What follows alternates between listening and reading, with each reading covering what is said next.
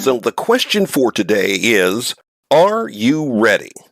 We're going to talk about commercial readiness with Vince Narbut, and we're going to do it right now. This is Insight at Biologics.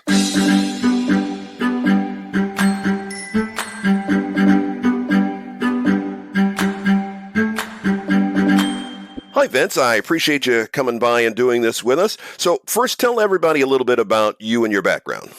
Well, I'm a consultant with Biologics Consulting and have been with the company now for 12 years.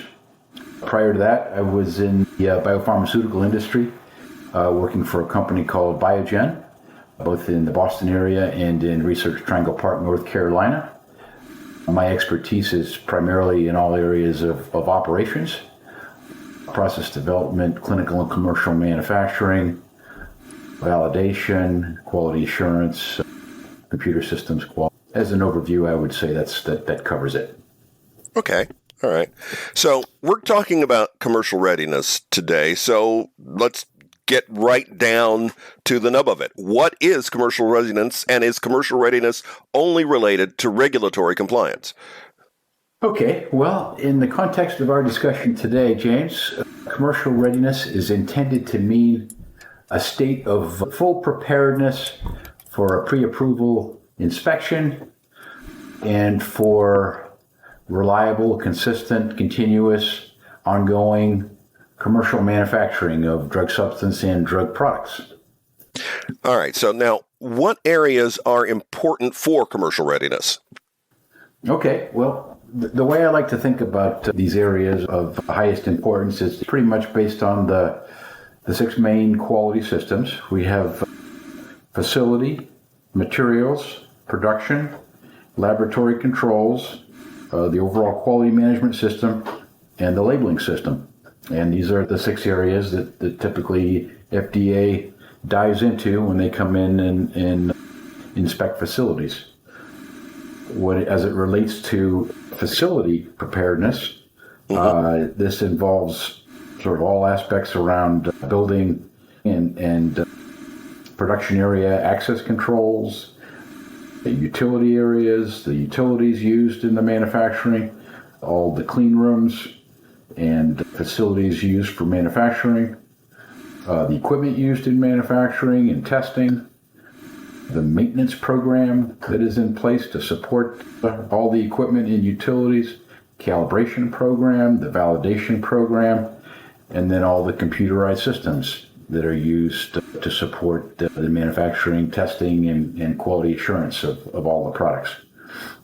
On the materials side of things, we have raw materials, starting materials, the purchasing procedures that are in place at the company, the receiving procedures, the sampling procedures, testing procedures, the way the materials are released by quality assurance, the storage and traceability of all the raw materials in the facility, the warehousing of those materials, and also the warehousing of the products that are made.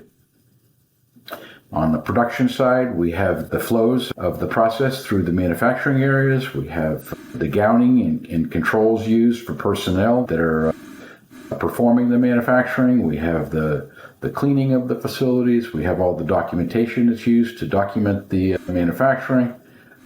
And we have all the personnel requirements, training and qualifications, etc.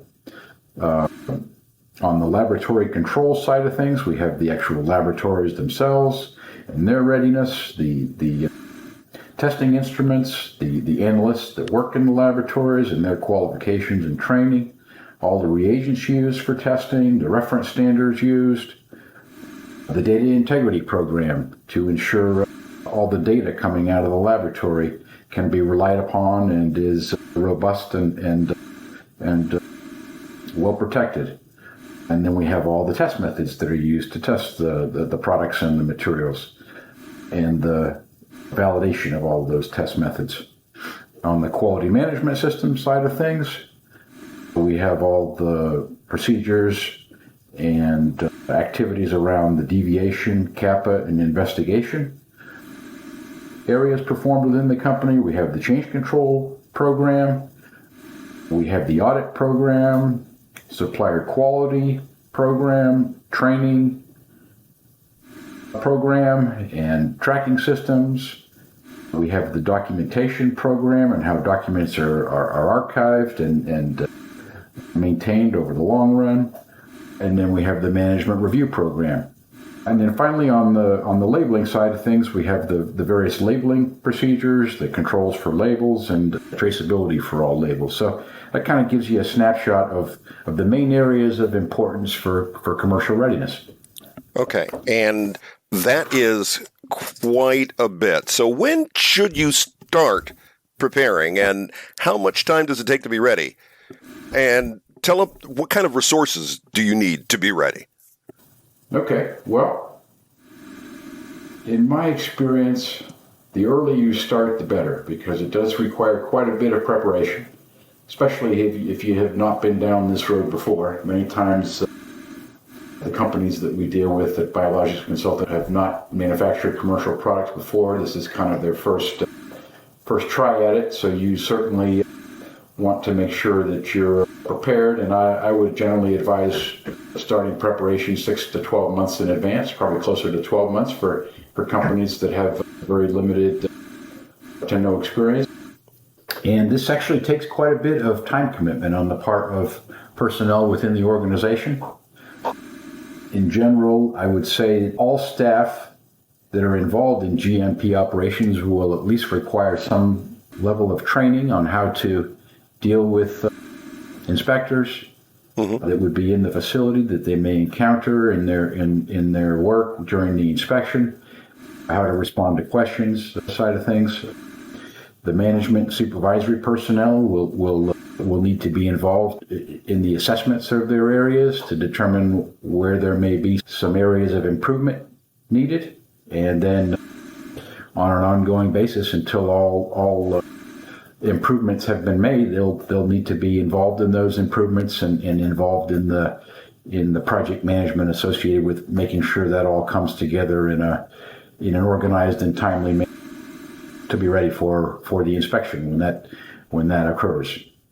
All right. Now, what are the key steps to commercial readiness? Okay, well, as I alluded to just a little bit previously, each functional area is going to need to do an assessment of of all their areas of responsibility. So, what I mean there is for instance, we're talking about the facilities and maintenance organization. They would need to assess all their procedures and practices and determine what is the state of readiness, if you will, or maturity of the various programs within their areas of responsibility. So that would include, are all the procedures in place? Is the facility that we work out of, does it present itself well? Are all the items organized? Are the appropriate procedures in place? Are all the appropriate documentation systems in place? Are we up to date with all of our maintenance work orders? Do we have procedures for doing the various work orders? Do we have documentation for all the contractors that we may use to do maintenance? Have we done walkthroughs on a regular basis to ensure everything is well organized and presents itself well? And in many cases, it's good to get sort of an outside perspective. So many times, the quality assurance organization will be involved to kind of help with identifying areas of improvement, and then kind of acting as inspectors or auditors, if you will, in the preparation and the identification of areas for improvement, and then ultimately the remediation activities, as well as a final determination. Okay, that yes, this area appears to be ready. We can check the box and say we're ready here. Okay, now, what are the risks? What are you taking a chance on if you aren't prepared adequately? Well, James, the main risk is that you risk the timely approval of your license application. So For Kind of instance, important. yeah, absolutely. If the facility is not ready, or one or more of the areas are not ready, and you go through the inspection process, and the inspection does not prove successful, it's quite possible that you could receive a complete response letter for your application, and in which case the product is not approved due to problematic areas at the manufacturing facility, and those items will need to be remediated and or fixed, whatever have you, before probably another inspection and then approval subsequent to successful and acceptable reinspection. So the main risk is that your product approval is delayed.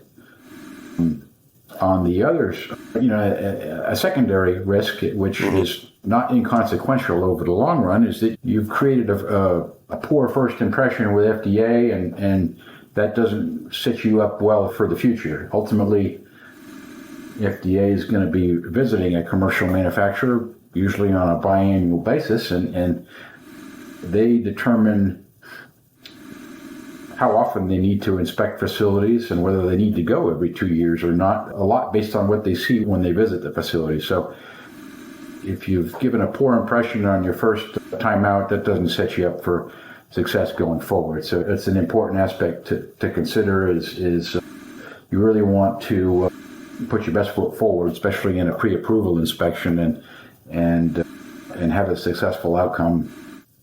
I would think that wanting the regulatory agency to, like you would be a good thing to do. Not this is outside of my area of expertise, but I just have a feeling that having them not be annoyed is helpful.